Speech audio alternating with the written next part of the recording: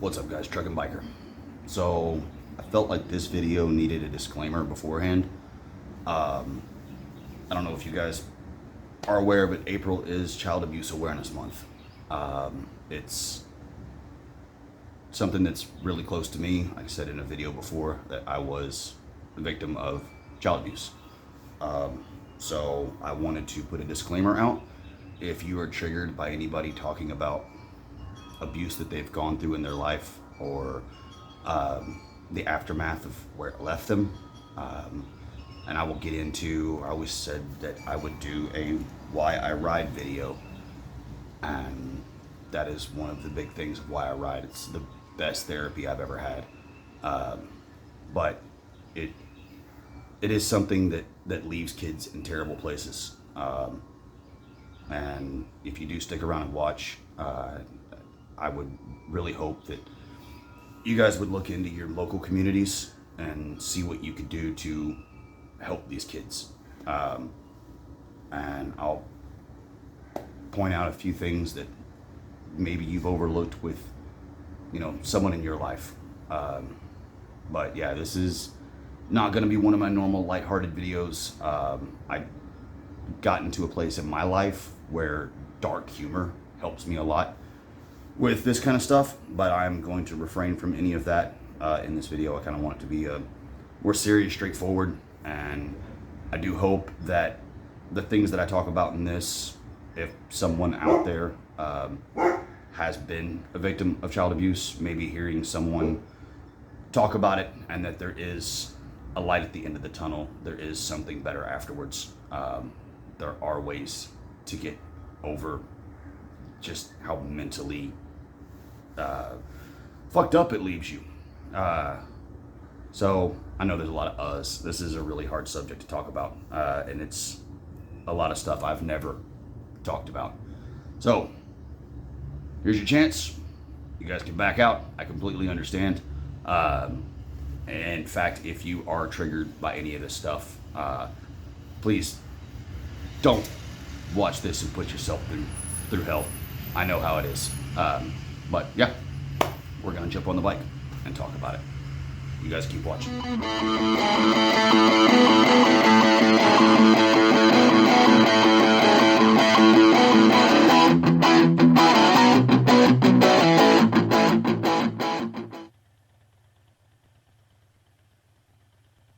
Okay.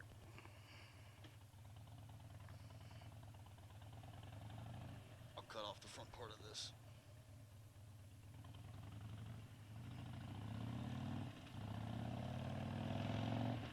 Alright, guys. So, April is Child Abuse Awareness Month. So, it's something I've never really spoken about in my life. I mean, close friends and family and stuff like that know about it. And it's not that, I'm ashamed of it anymore, because it is something you feel in the beginning.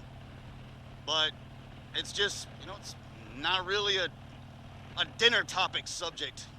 So, from the ages of 8 to 12 years old, I was molested by a family member. These monsters get away with doing shit like that for that long because they make you feel like you're the guilty one. That if you were to tell somebody, or if someone were to find out, that it would be you that got in trouble, not them. And it doesn't matter what classes you take in school and what they tell you and everything else. This is a family member, somebody that you're supposed to love and trust and respect. So you take their word over what everything else is telling you. There's a lot of shame that they build into you over that. So it's one of those things. There's no real way to explain it.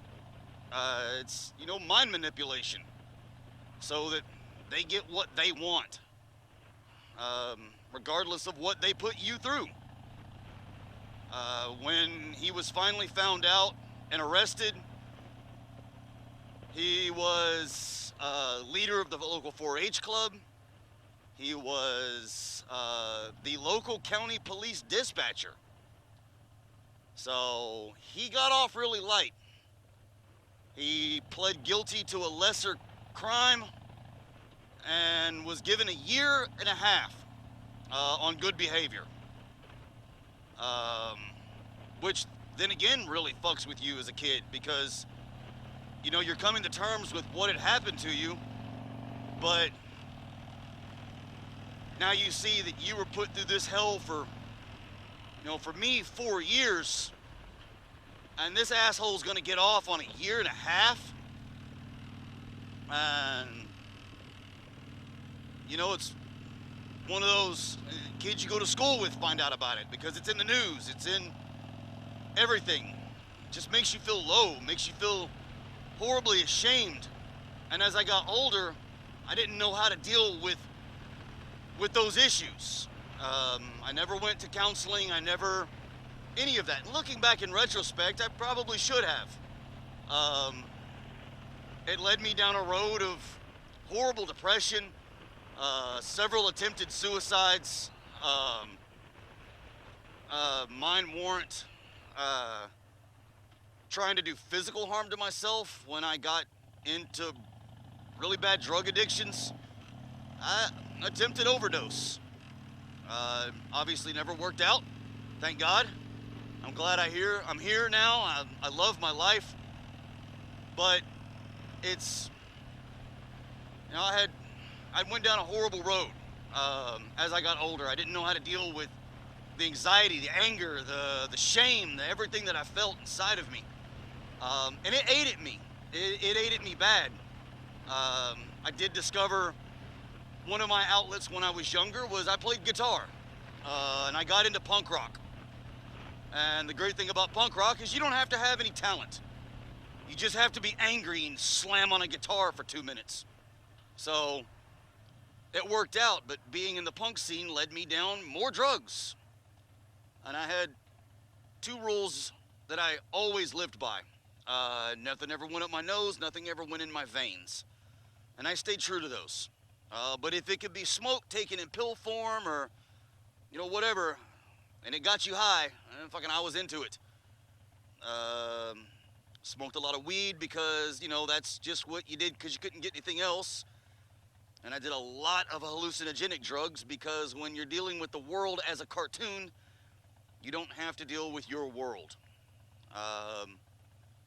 Punk rock helped me deal with a lot of my aggressions. Probably not in the most healthiest ways also because it led to a lot of fighting. It led to a lot of shit. Still very much into punk rock. I'm just not into living the scene anymore. But as I got older and started learning to deal with things, I learned how to ride motorcycles. And I spent my childhood on the back of a bike. And I didn't learn how to physically ride a bike until I was probably 15. You know, dirt bikes. And I absolutely loved it. When I was on a dirt bike, I didn't have to worry about anything else except don't hit that tree. My demons went away. And that's still true to this day. Getting on a bike and just getting on that throttle, just everything else disappears. I don't have to think about the things I've been through and the shit that's been done to me. But a lot of these kids don't ever get an outlet. They don't ever get a way to deal with it. It just eats at them and eats at them and eats at them.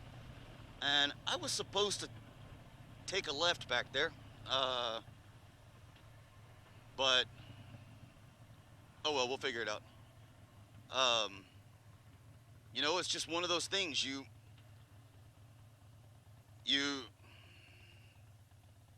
either find an outlet or you let it eat you alive. And I got to the point where I wasn't going to let it eat me alive anymore. I got off drugs when I was 20 years old. By the time I was 22, I was married, expecting a family. Bought my first house, and I straightened up. I did a lot. No, but I spent the majority of my life as a fuck up. As an absolute fuck up. Damn near failed out of high school. Got so fucking high I forgot I was in college. Just because I didn't want to deal with me. I didn't want to deal with my thoughts. I didn't want to deal with everything else going on with me. It's something that I would like to learn how to give back. How to get into something where I can help kids in my local area and deal with it. And being a father now, that's one of the things that scares me. You know, I don't have a lot of extended family anymore. And if I do, they live thousands of miles away for the most part. So, you know, it is what it is. Sorry for the rambling. I'm kind of getting a jumble of thoughts in my head. But to this day, I still deal with certain smells, certain sounds, certain sights will take me back to those memories as a kid. It'll send me down a horrible, flailing depression. I don't want to fucking deal with anybody, be around anybody, talk to anybody. I'm in a mindset of you can all go fuck yourselves. And that's something I'm now realizing as I'm getting older, that, you know, that does that. But I mean, for years after I quit drugs, I became a horrible alcoholic. Wake up with a bottle in my hand. So as I've gotten older, motorcycles have become my outlet. I'd rather hit the throttle than hit the bottles. Kind of what I say. Don't get me wrong, I still drink, but as you've seen in many videos, but I really don't drink that much. I might have a beer or two throughout the week. Saturday and Sunday or Friday night and Saturday night when I don't have to be at work the next day is, you know, sometimes when I'll imbibe a little too much. But it's more in lightheartedness and hanging out with friends. Sorry, this is like my 4th time recording this, and it's going to be my final time. At least I'm not breaking down crying this time. But it's the mindset that these kids get into is one of shame, one of horrible depression. How did I let this happen to me? How did I let it go on for so long? One of those, you know, they don't know what to do with it. They don't know how to get it out. And I don't want to see more kids get eaten alive by these monsters, by the demons living inside of them. And if any of you have been through it, please feel free to hit me up. We can chat about it. But there are organizations out there set up. There's local nonprofits. There's you know, therapy hospitals. There's Baca. There's all kinds of shit. But it's something that if you let it eat you, it will. And I did for the longest time. I still do from time to time. Why are we going so fucking slow?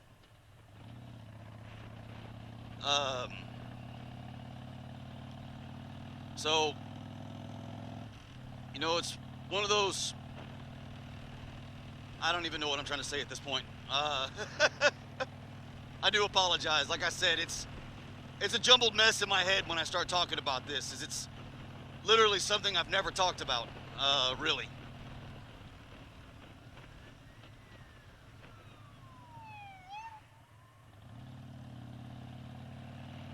Don't know what that was about either. So I don't really know what else to say. If you guys want to hit me up in the comments, I'm more than welcome to answer any of your questions. Any of you that watch the video, but please take a look at this. Like, these are innocent children. A lot of them have a lot worse than me. I don't ever try to say that mine was the worst. I know people who've been through way more than me, and I don't honestly know how they came out the other side as good as they did. But one of the things that I say that, you know, and I've heard other people say it is a lot of people who become abusers were abused. And I think that that's sad that that cycle can continue. Um, it's something that I absolutely do not stand for.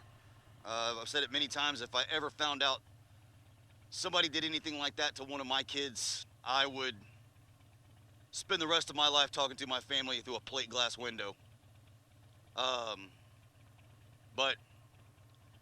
I will let you guys go on that note. We'll wrap it up in the garage. You know, I mean, like I said, I didn't want to get into details in this video. It's not something I think most people really want to know about.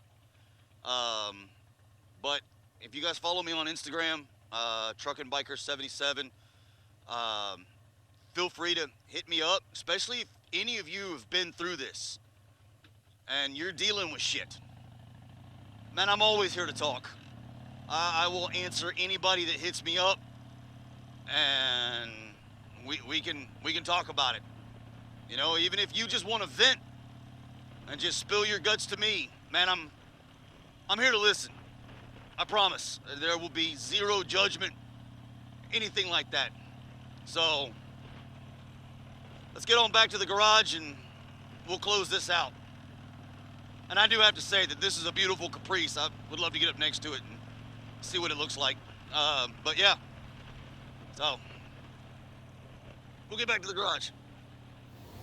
All right, guys. Yeah, I know, lengthy video, but I didn't even cover the majority of my feelings and what I go through and what I went through and everything else. But it's something that I did want to talk about, especially with, you know, April being Child Abuse Awareness Month.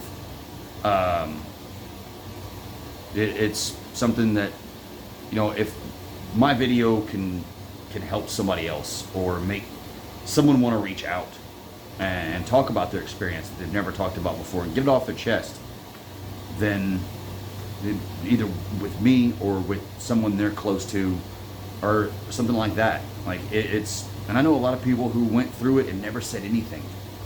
Like their monster got away with it. And it's saddening. It really is.